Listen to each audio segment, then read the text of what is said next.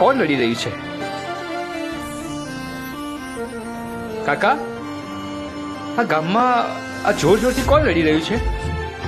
બેટા, અમારા ગામમાં એક પ્રેમી છોકરો હતો.